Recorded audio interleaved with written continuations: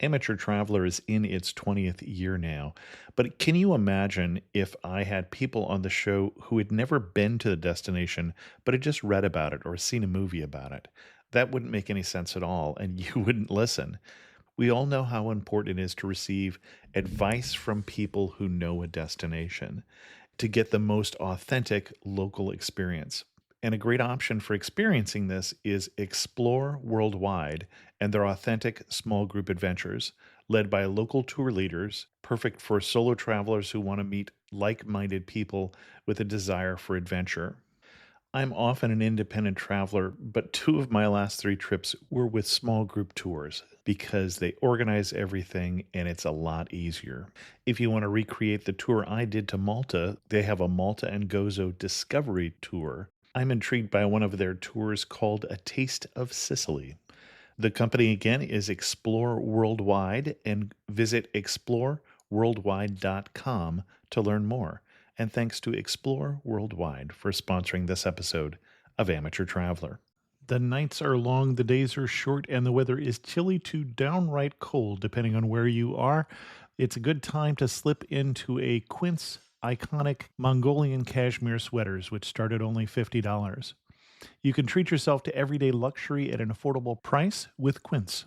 If you really want to dive into luxury, you can check out their leather handbags, washable silk shirts, and European linen sheet sets. Whatever you're looking for at Quince, all the prices are 50 to 80% less than similar brands, and they do that by partnering directly with top factories and cutting out the middleman. They only work with factories that use safe, ethical, and responsible manufacturing processes. And of course, they use premium fabrics and finishes for that luxury feel in every piece. But you've already heard me rave about my Quince travel pants. Treat yourself this winter without the luxury price tag. Go to quince.com/traveler for 365-day returns plus free shipping on your order. That's QUINCE.com/traveler to get free shipping and 365-day returns. Quince.com/traveler. And thanks to Quince for sponsoring this episode of Amateur Traveler. Got my bags packed, I'm on a roll. I'm heading out there and I'm ready to go. I'm looking real good in my passport photo. Oh, no. Amateur Traveler, episode 520. Today, the Amateur Traveler talks about turquoise waters, white sandy beaches, wild horses, and the salt trade as we go to Turks and Caicos. I know that I should be heading home, but maybe not today. Welcome to the Amateur Traveler. I'm your host, Chris Christensen. No sponsor today, so let's get straight to our main segment on Turks and Caicos. I'd like to welcome to the show Donna Seim, who is a children's author and come to talk to us about her favorite island archipelago. At least I assume it's your favorite, Donna, and that is Turks and Caicos. Donna, welcome to the show. Thank you, Chris. Glad to be here. Well, it is my favorite archipelago. That's why I return so often. So if you judge it by repeat returns, it's definitely the winner. My favorite island within the archipelago is Grand Turk. We talk about being archipelago. How many islands in Turks and Caicos? It sounds like 2, but I gather that's incorrect. Most people think of it as 2, but it's actually 40 islands and keys. And the key is spelled C-A-Y, not K-E-Y, but it's pronounced key. Most of those are uninhabited. There's 9, I believe, at this point in time that actually have human life on them. You're going to take us a little bit, I think, off the beaten path. So where do most people who go to Turks and Caicos go, and then where do you recommend we go? Most people, when you say Turks and Caicos, they think of Providenciales. That is the largest island in the archipelago, and it is the most densely populated at this point in time. It originally was just a big, huge island with about 400 people living on the tip of it in a place called Blue Hills. But Club Med discovered it. Oh, okay. And after that, it went, well, it's high rise after high rise, resort after resort. So it's like a little Miami now. But most people think of it as the place to go because of the resorts, the all-inclusives, the beautiful Grace Bay Beach, which is, I believe, 7 miles long. And it is beautiful. We have stayed there. We have tasted the fine food that they serve there. The restaurants are all gourmet, and we've enjoyed it. But I have to admit, I always look forward to getting onto that little propeller plane and hopping over to Grand Turk, which is our island. So most people who are going to Turks and Caicos are doing what I just heard the term for, a fly and flop vacation, where you fly down and you flop on the beach. Exactly. You're heading us someplace with a little more interest and cultural depth. First of all, why should someone go to Turks and Caicos? Well, there's many reasons. The reason to go to Turks and Caicos, number one, would be the turquoise water. It's gorgeous there. The white sandy beaches. The weather. There's direct flights from Boston, direct flights from New York City to Providenciales. So people are happy to fly. Say, for instance, Boston, it takes 3 hours and 10 minutes or 20 minutes in the air to get there. It's nonstop. If you fly the airlines that do the nonstop route, which there are many. So it's a direct pick us up and bring us down there, and we're there, and we're out of this, winter weather. So the season is high from December till April. Yes, most people like all-inclusives. They like the luxury, which there is tons of down there. And they love the beach and the water sports, all of that. What I like about the islands is that each island has its own personality. Each island is distinct and different. There's no two alike in the whole archipelago.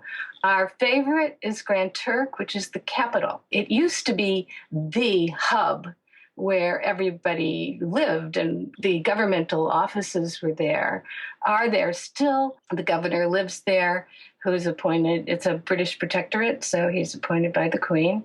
So Grand Turk hangs on as a remnant of the past. It was a Caribbean outpost, or I guess a place where the Bermudians discovered, and then with them they brought their architecture, beautiful architecture, and they settled because they found salt. So the history of the salt, if you ever read that book, Salt, Turks and Caicos are in there, 300 years or more of harvesting salt from the sea. So they built beautiful architecture, the homes. They call them upstairs homes because there's 2 stories, which is unusual in the Caribbean, in the old Caribbean. And many of the regular housing is old Caribbean style. We love the architecture. Many people come, I would say most people come to Turks and Caicos for the sea, the water, the sun, and the weather. The number one reason to come to Grand Turk, besides the architecture, is diving. It may be more important than the architecture, to tell you the truth, because it's one of the top diving spots in the world. There's a barrier reef that drops 7,000 feet down, and it's close to shore, so you can actually see where the reef is. And it's beautiful. So the scuba divers, they've been coming since forever. As soon as they learned of this reef, they've been coming. So there's a steady flow of divers, which are a particular type of group of people. They're there to appreciate, and they're not, quote unquote, a party group. So what kind of itinerary? You're saying we're going to fly in, the direct routes are going to be to Providenciales, which sounds Spanish to me. It's called Provo, Provo, Provo as its nickname, and everyone calls it Provo. But you have to be careful because there's also a Provo, Utah. Okay, so we're going to fly into Provo and take a small plane over to Grand Turk is your recommendation. What kind of itinerary would you lay out for us for, say, a week in Turks and Caicos? Well, if you wanted to have a whole week in Grand Turk, some people stop off at different islands, particularly Provo, because it's the first one. And depending on the one that you're going to land in, many will stay overnight, a night or two, but that's hard to do because there's usually a minimum stay. But there are some smaller resorts that will let you stay for a night or two. If you wanted to do that, especially if you have a long day of travel, that's a nice thing to do. You can get a wonderful dinner in any of the fabulous restaurants there. You can walk Grace Bay and you can get the feel of it. And then the next day you can hop on the propeller plane and fly over to Grand Turk, and then you can see the difference. between the more modern, upscale type of vacationing to, okay, here we are now, we're in the real Caribbean. When we get over to Grand Turk, we're not going to be seeing the all-inclusive resorts and those sort of things. So where would you recommend we stay, first of all?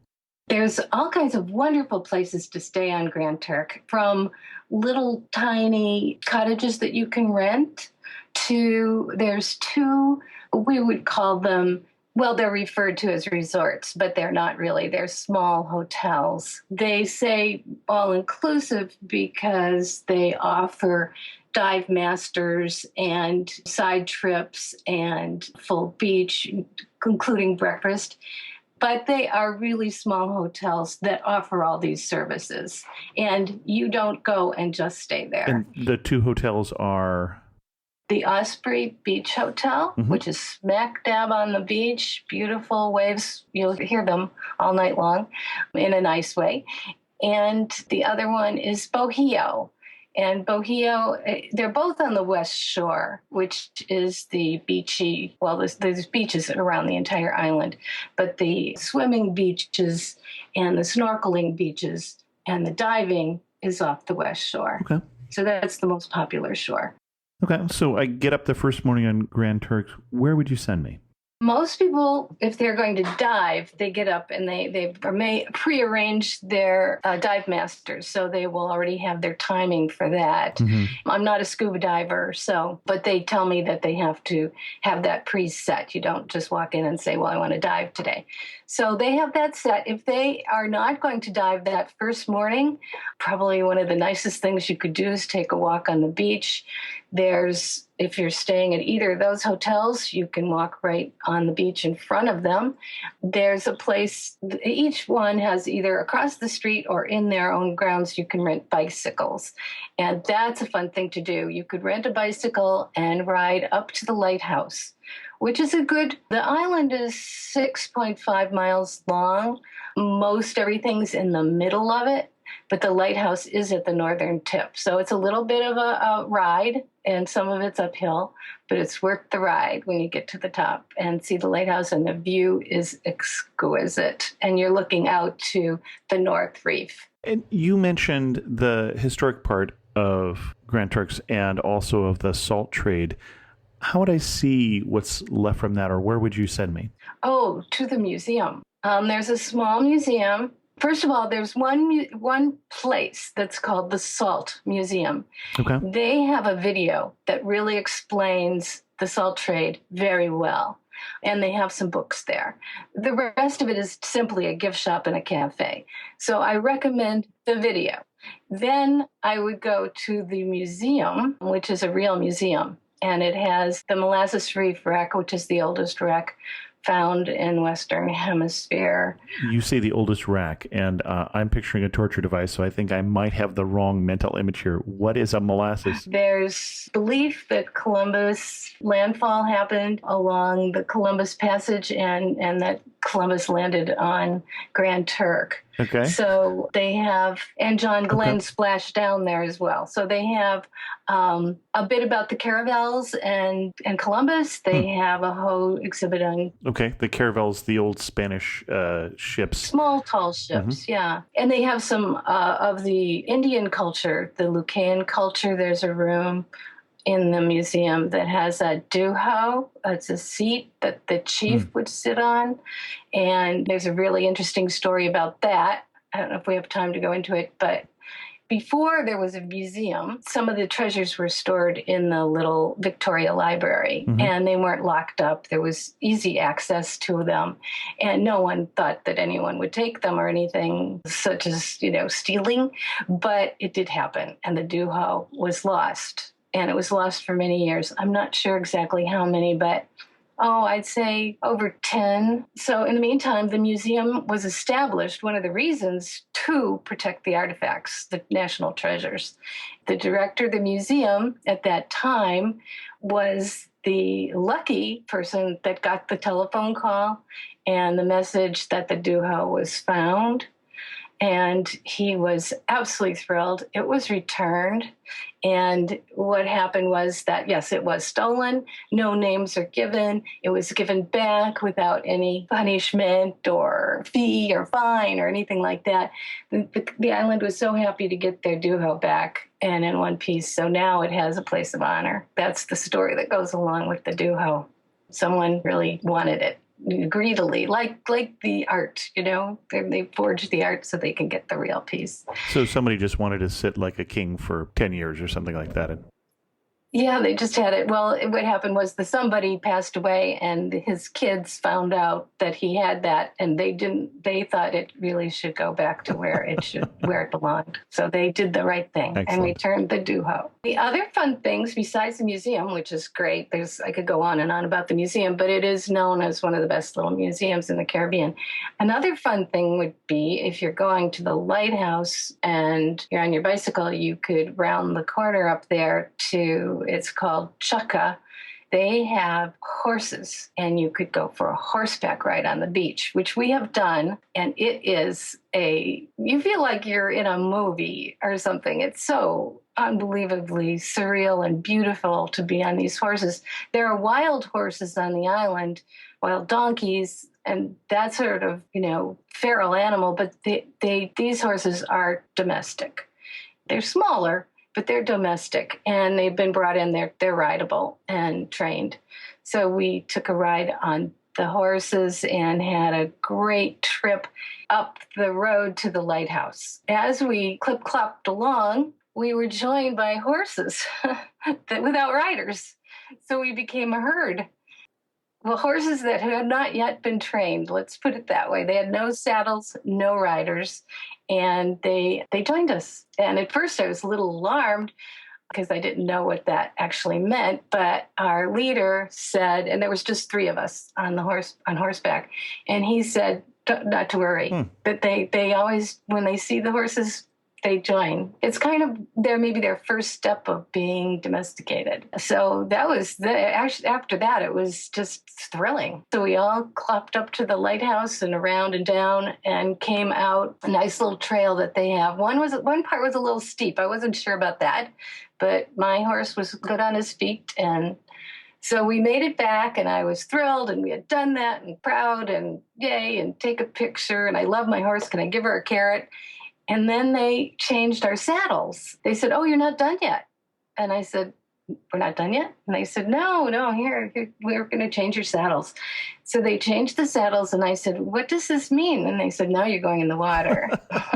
So we did. So there's a different saddle to ride? They have. They take the leather ones off, and because you're originally riding the English saddle. And then it's kind of like sitting on a padded blanket. Okay.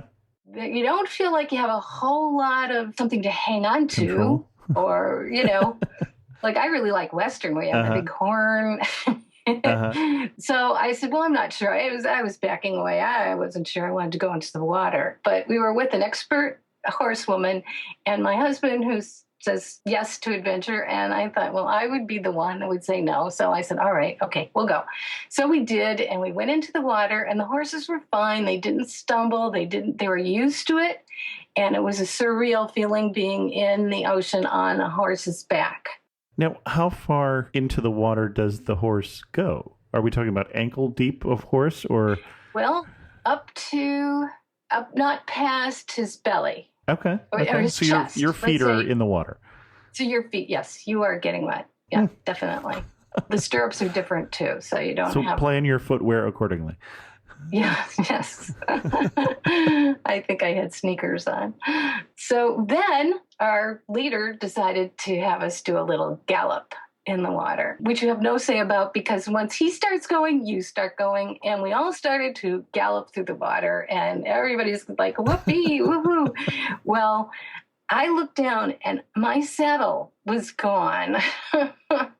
And I was sliding off the horse. So I reached around the horse's neck and hugged her. And that was how I made it back to land without falling off the horse, was literally hugging the horse. And what happened was my saddle, which was started out in the right position, slid to a sideways position. And from there, it was sliding backwards with me. I scooted front and held on and made it back. And Steph, who was behind me, said she saw it happening and she couldn't believe that I was losing the saddle.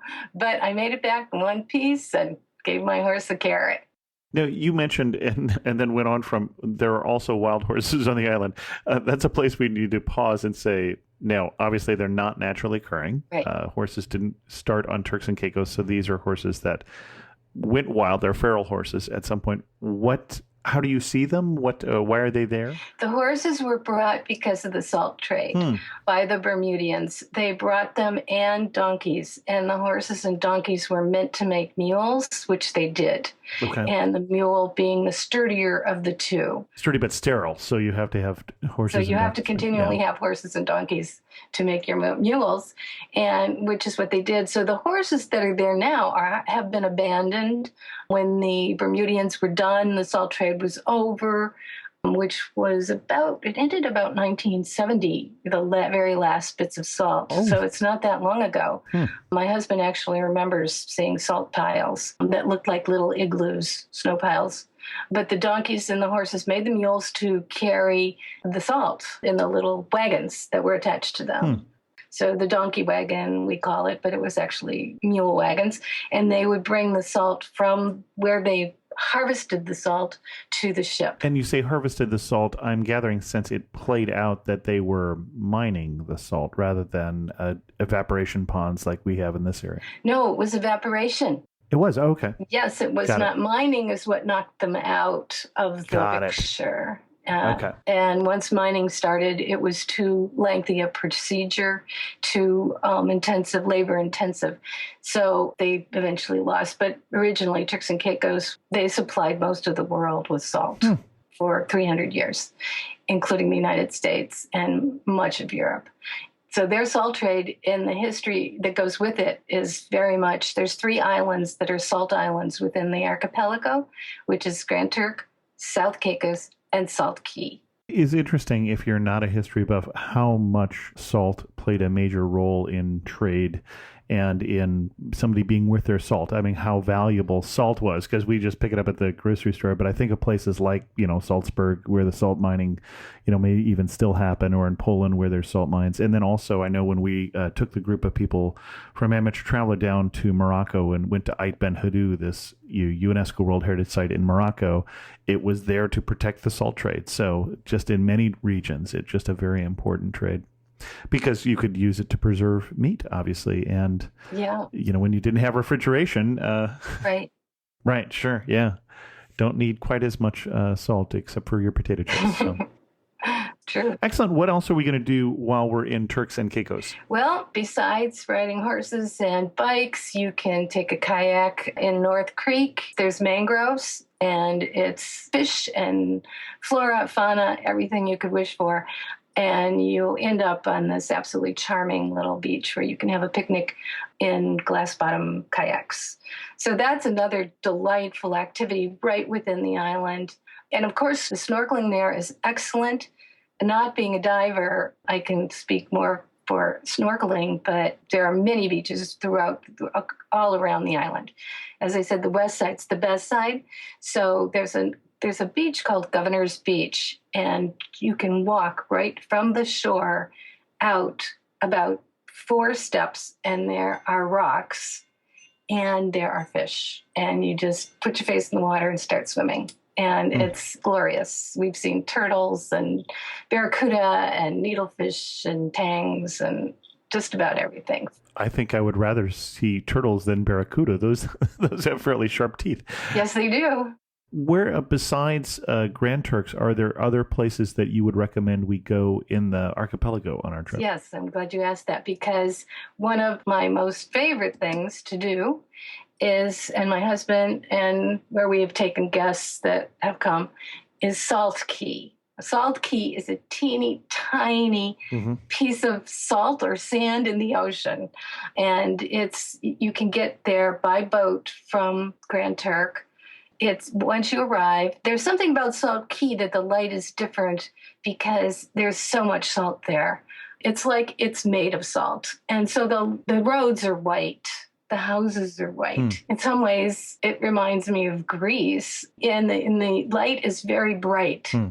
So the turquoise of the water is more turquoise than the other islands, even though it's hard to say the comparison, but it is. Somehow, the Bermudians figured out that the salt content in these waters was higher than other places. And with a scientist, I could see you could figure that out. But I truly don't understand how those Bermudians figured it out.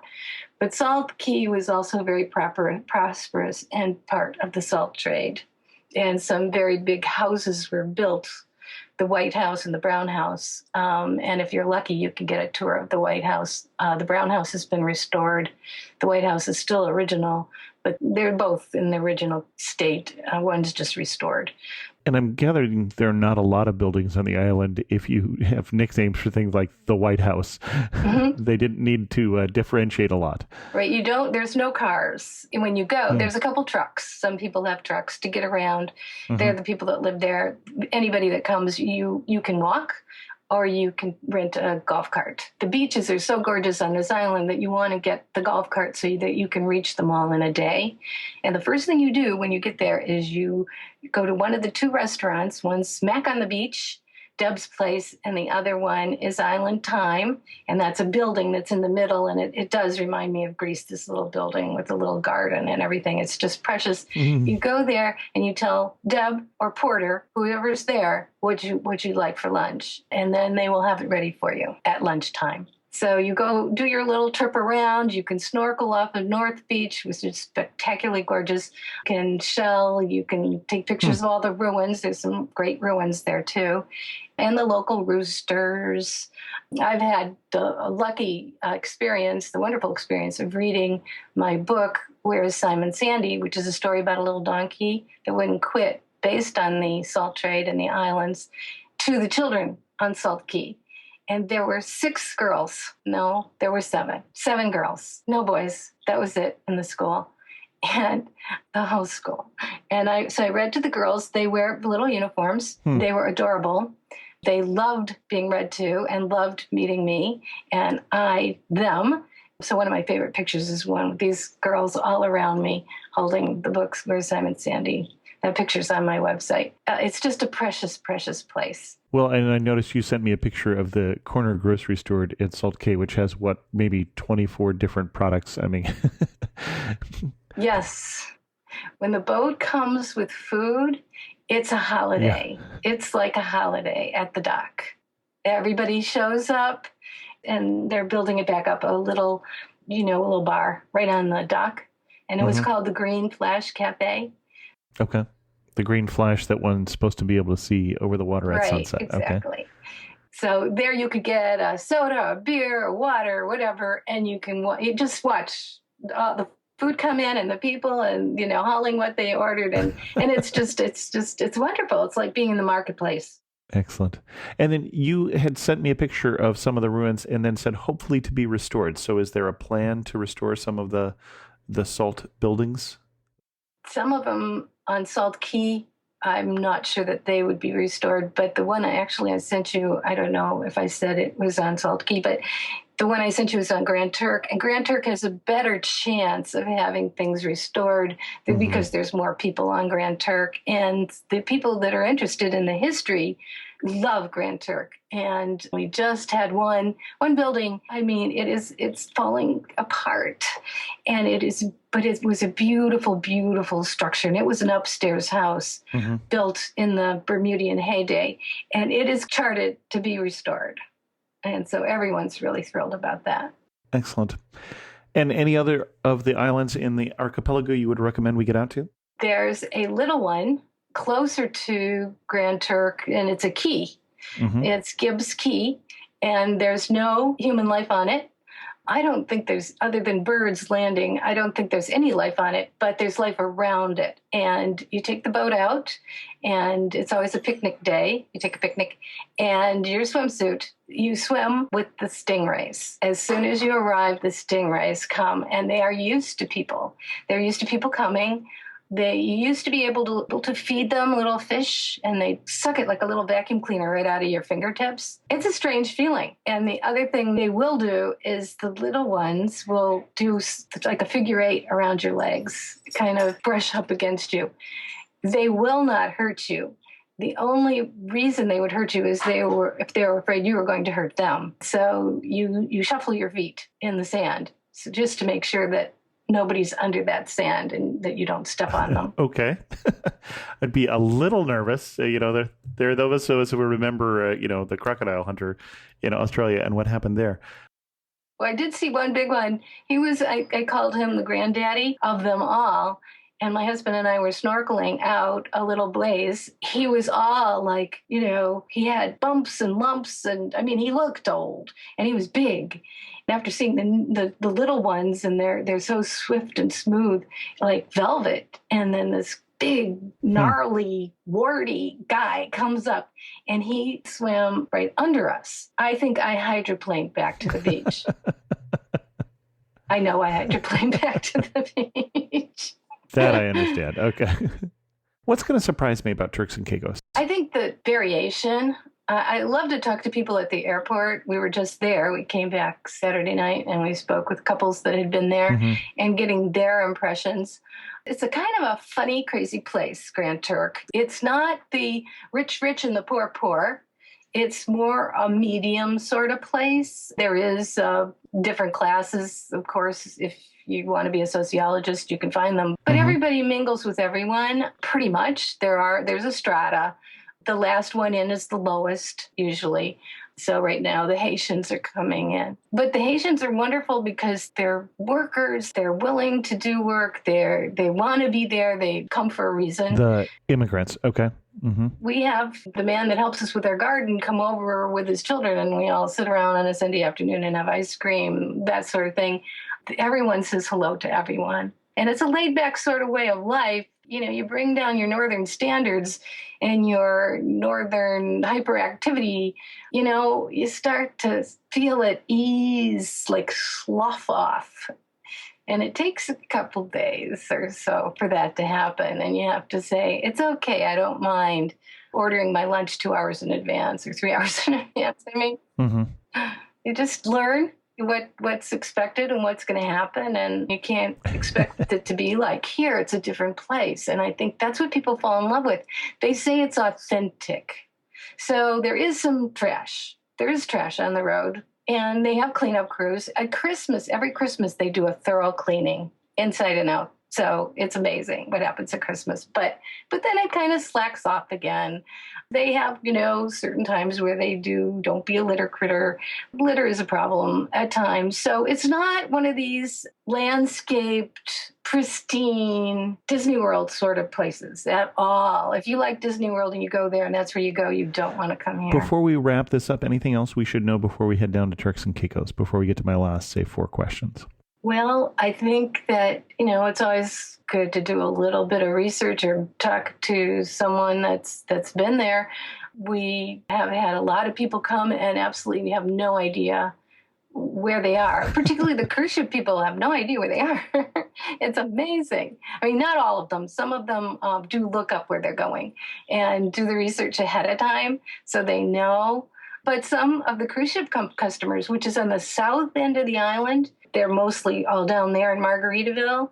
And I would say maybe 5% or less come onto the island, probably less, of the island itself, because it's kind of it's like a border. It's Margaritaville and the cruise center, and it's all built up and beautiful and landscaped and flowers and you name it. It's there if you want it. There's the restaurants. There's everything, beach chairs. It's the private island kind of experience. So people mostly stay there.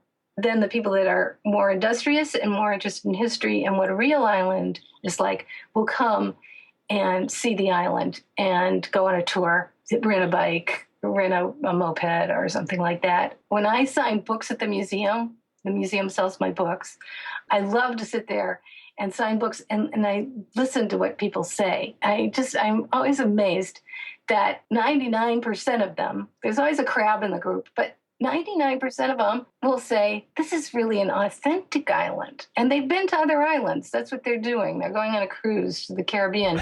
And they feel that Grand Turk is the real thing. And I think that's why people fall in love with it. Excellent. One thing that makes you laugh and say only in Turks and Caicos. There's not only in Grand Turk. There's not once red light, green light, stoplights. There's a few yields. That's it. Only on Grand Turk. Only on Grand Turk could you walk down the street at night and feel safe and say hi to people and go to the local watering spot. Say, for instance, the different restaurants have different nights where they have locals playing. Mm-hmm. And there you walk in and you see Zeus playing the saw with a screwdriver. Okay. That's one of my favorite things. And Zeus has a golden saw that he wears on his neck, around on a necklace. He's wonderful. He can play anything on that saw. And you will be dancing, moving, jumping, hopping. You cannot just sit there. Excellent. You're standing in the prettiest spot. That's a hard one. I think as far as views go, mm-hmm. the prettiest, most breathtaking view is at the lighthouse, looking over the North Reef, because the waves are pretty active there. You're high up on a cliff and looking down into the ocean, and you see all the beautiful colors. One thing about the colors in the ocean there is that there's so many depths, and the sun is so strong that you could see crystal clear right through to the sand. Then it's like deep blue where the reef starts. And sometimes there's like bands of blue, of turquoise, and then deep blue and turquoise and deep blue. And it's just breathtaking. That particular striation is when you look at that island I told you about that has the stingrays, Gibbs Key, that has that striation of the different colors. So you see not only this beautiful island, but you see lines of color that glow around it. Excellent. Finish this thought. You really know you're in Turks and Caicos or on Grand Turk when what? When the lizard joins you for breakfast. When the yellow warbler sits on the top of your teapot and sings to you. When the hummingbird buzzes by your ear. When the osprey cries as he sails over your head. We're going to get into you being an author here in just a bit, but I think you've already given people a little preview of your poet nature here. Last question. If you had to summarize the area in 3 words, what 3 words would you use? Turquoise, desert/sand. And the third would be Lyman. Just Lyman. Just hanging out with folks you like. Okay. I was going to ask you for a definition there, but you gave it to us. Excellent. And we have mentioned a couple times you're an author. You have 3 books, if I recall correctly, that are set in Turks and Caicos. What are they? Yes, I do. My first book is entitled Where is Simon Sandy? And it's a story about the little donkey that wouldn't quit. Mm-hmm. Was based on went on an eco tour with one of the environmental officers of the country. He took us to Middle and North Caicos, which are going back in time, and he told us many stories. Mm-hmm. He was a storyteller. One of the stories he told us was about this little donkey that you could set your watch to. And he lived in Grand Turk, and he delivered the water being a precious commodity on the islands since there's no plumbing. And the water comes from the rain, the roof, into cisterns. So if it rains, in the old days, people would actually go put buckets out. So Sandy delivered the water to all the gates in town, the blue gates and the red gates. And one day, his master did not come out of his little cottage, and Sandy became very upset and brayed, and he still didn't come out. So Sandy went and did the tour by herself. She went to each gate to deliver the water. People started to notice that Simon was not with her. So they started to call out, "Where's Simon Sandy?" And that's how the story goes. It's illustrated by a beautiful illustrator, artist, Susan Spellman. She came down to the islands to see the colors and to study what it really looks like and get that, artistic fire going for her. So I have to admit that a large part of the wonderful success of Where's Simon Sandy, which is soon to be in its 4th printing, is her beautiful watercolors. So it's the best postcard you can take home. Excellent. Well, before you get to the second book, is the tour that you didn't sound like it was something that I could necessarily do? Is there something like the Echo Tour that you did that would be available to our travelers? Yes, I have to admit I did know someone. That's what it sounded like. But I think it could be arranged if you contact the National Trust and ask for an Echo Tour. Okay. I think that they would be able to hook you up with someone who would be able to do such a tour. Okay. Excellent. And then the second and third book. The second book was Hurricane Mia, and that's a chapter book for middle grade readers, and it's an adventure story, which was a lot of fun for me to write. And I based it on a girl from Boston going to an island where she didn't really want to be and meeting an island girl. And I love taking the two cultures, what I've learned of the island culture and taking the girl from Boston culture, which I know about, and throwing them together and seeing what happens. So they have an adventure. They go in search of the tea that cures everything, which is one of the reasons I went on the Echo Tour, was to do a lot of research for that book as well about the bush doctor and the bush medicine and learning about that. So I actually met a bush doctor, and he taught me many things about different plants and what cures what. And it was really exciting experience. So that was fun to do the research for the book. Mm-hmm. That book right now is only available through as an ebook. Excellent. Or I have a few copies down in the museum. The third book is Sachi and Little Star, and that's the story of a little girl, island girl, who tries to catch and tame one of the wild horses. And children down there do try to do that, and some actually are successful, but most are unsuccessul. And it just causes, difficulty for the horse, for the child. They are wild. They really are wild. And it's how she learns to be friends with the horse without owning it. Excellent. Our guest again has been Donna Seim, and I'll put a link to how that's spelled and to her books in the show notes. And Donna, thanks so much for coming on The Amateur Traveler and sharing with us your obvious love for Turks and Caicos. Oh, you're welcome, Chris. As you can tell, it was a pleasure for me. In news of the community, we're talking about where to go with the Amateur Traveler trips next year. And I say trips plural because the thought is possibly doing two, one in the spring and one in the fall, currently looking at Japan and India. If you're interested in taking part in that conversation, just join the group at amateurtraveler.com/trips. I got a letter this week from John, who said, "Hi, Chris. I'm just back from 2 weeks in Bavaria and Spain, Madrid and Sevilla. This was my first trip to Europe, and planning was daunting. However, I had a wonderful time, and everything went very smoothly on my travels. I credit your podcasts, your guests, and advertisers, and the information they provide. As one example, I listened to your interview with Kat Ga discussing Sevilla and got some great sightseeing ideas. After she appeared on your podcast, I started following her blog, and there she tipped me to food tours offered in various Spanish cities by Devour Spain. The Devour Sevilla tour I took the other night was the best experience of the trip. Your advertisers have been helpful too. When I shopped for travel insurance, I checked the offerings of one of your, I think now, former advertisers. I got a lot of useful information from the advertiser's website. Your podcast is a great place to start for travel planning and research. You and your guests provide a wonderful wealth of information, along with a lot of tips and links to other useful sources of information. Please keep up the good work and keep providing all the great information. Next time I plan a trip, I will start with your podcast. Best regards, John." Thanks so much, John. I'm glad to hear that the show has been useful. It's okay that we can say Roam Right, who was the sponsor you're talking about in the travel insurance space. We don't dislike them, even if they're not sponsoring right now.